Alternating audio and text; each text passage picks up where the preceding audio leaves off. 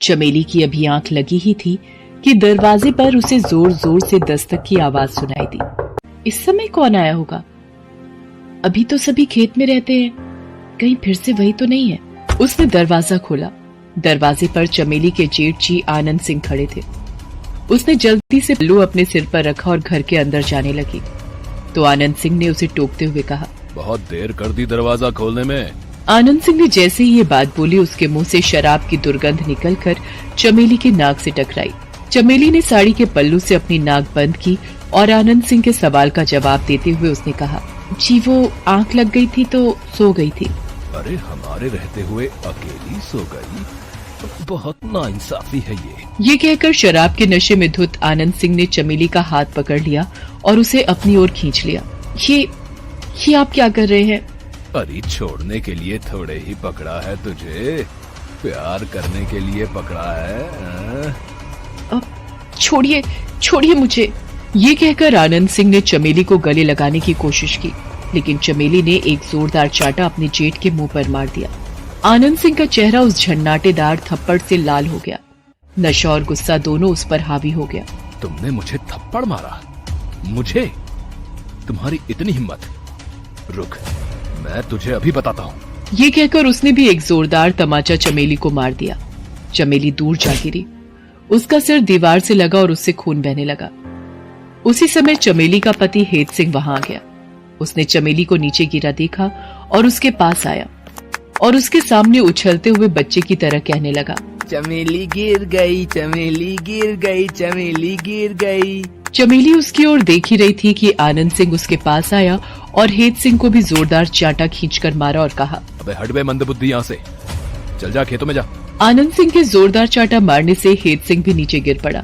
उसके भी सिर में चोट लगी और खून बहने लगा। तब चमेली ने अपनी साड़ी का पल्लू फाड़ा और उसके सिर पर बांधने लगी। तुम बहुत अच्छी हो चमेली, बहुत ही अच्छी।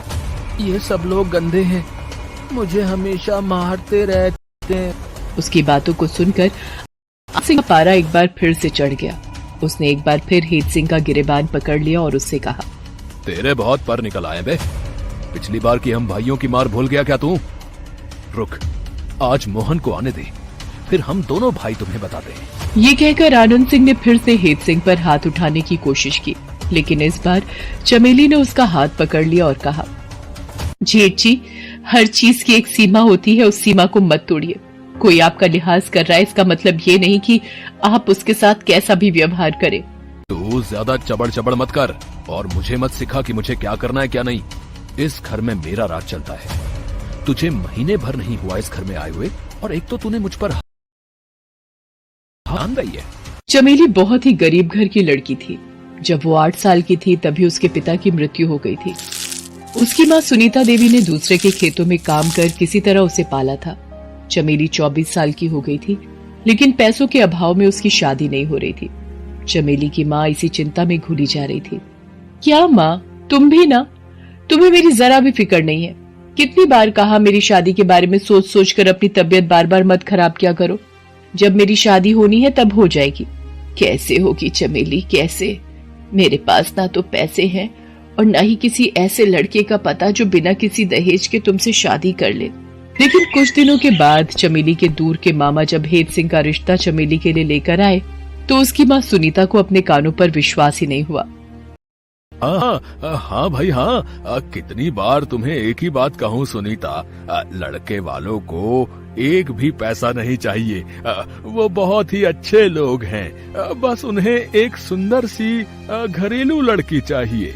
चमेली की शादी हेत सिंह से हो गई, लेकिन सुहाग रात के दिन ही उसे समझ आ गया कि उसका पति हेत सिंह मंदबुद्धि है। सुहाग रात के दिन की ही बात है। आधी रात के बाद उसका जेठ आनंद सिंह उसके कमरे में शराब के नशे में जबरदस्ती घुस आया था। जेठ जी, आप और यहाँ? देख चमेली, हेत सिंह है मंदबुद्धि।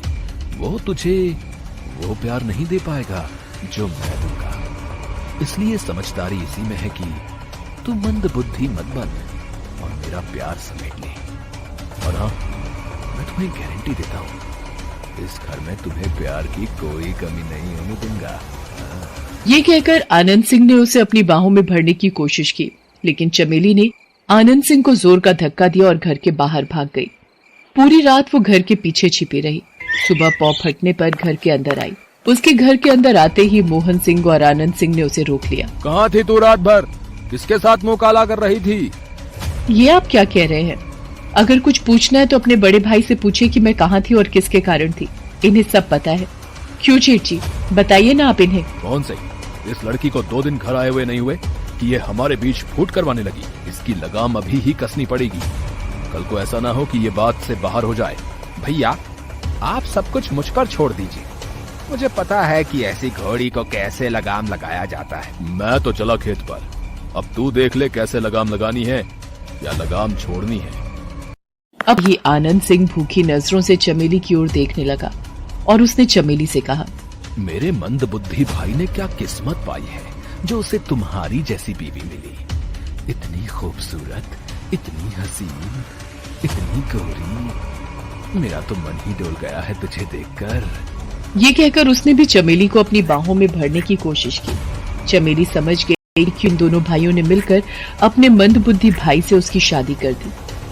मोहन सिंह उससे जबरदस्ती करना चाह रहा था, लेकिन चमेली ने बड़ा चाकू उठाया और उसकी ओर दिखाते हुए कहा, तुम लोग इंसान हो या राक्षस? अरे जरा भी शर्म तुम लोगों में नहीं है क्या? अपने भाई की बीवी पर बुरी नजर रखते हो। दूर हो मुझसे, नहीं तो पेट की सारी अंतड़ियां इसी चाकू से निकाल दूंगी। मोहन सिंह डर गया और उसने चमेली को छोड़ दिया। लेकिन दोनों भाई हमेशा मौके की तलाश में रहने लगे। आज भी उसी मौके को देखकर आनंद सिंह दोपहर में घर आ गया था। लेकिन बार बार की इन घटनाओं से चमेली भी आजिज आ गई थी। इसलिए उसने आज एक फैसला ले लिया और वो अपने पति को लेकर भागती हुई पुलिस स्टेशन पहुंची और इंस्पेक्टर रीमा को सारी बातें बताई। तुम बिल्कुल फिक्र मत करो चमेली, कानून तुम्हारे साथ है। हम मोहन सिंह और आनंद सिंह को उसके किए की वो सजा देंगे कि वो पूरी जिंदगी नहीं भूल पाएंगे। इंस्पेक्टर रीमा चमेली को लेकर उसके घर पहुंची। मोहन सिंह शराब के नशे में अब भी वहीं पड़ा हुआ था। उसने जैसे ही चमेली को देखा, अरे कहाँ चली गई थी तू? क्यों नहीं मेरी बात मान लेती? देख, मेरी बात मान ले और मजे कर। उसकी बात खत्म भी नहीं हुई थी कि इंस्पेक्टर रीमा का एक डंडा उसकी पीठ पर जोर से पड़ा। वो दर्द से तिलमिला गया। आनंद सिंह कराहता रहा और इंस्पेक्टर रीमा का डंडा उसके ऊपर बरसता रहा। थोड़ी देर बाद पुलिस के सिपाही मोहन सिंह को भी खेतों से पकड़ कर ले आए। इंस्पेक्टर रीमा ने उसका भी स्वागत डंडों से किया। अरे हमें माफ कर दो, हमें माफ कर दो, हमसे गलती हो गई है। तुम लोगों की गलती की माफी ही नहीं है। तुम लोगों को तो ऐसी सजा मिलनी चाहिए कि हर वो इंसान जो औरत को वस्तु समझता है, उसका शोषण करने की हमेशा ताक में रहता है, उसकी रूह कांप जाए। उन दोनों को जेल भेज दिया गया। मोहन सिंह और आनंद सिंह को 9 साल के कठोर कारावास की सजा सुनाई गई।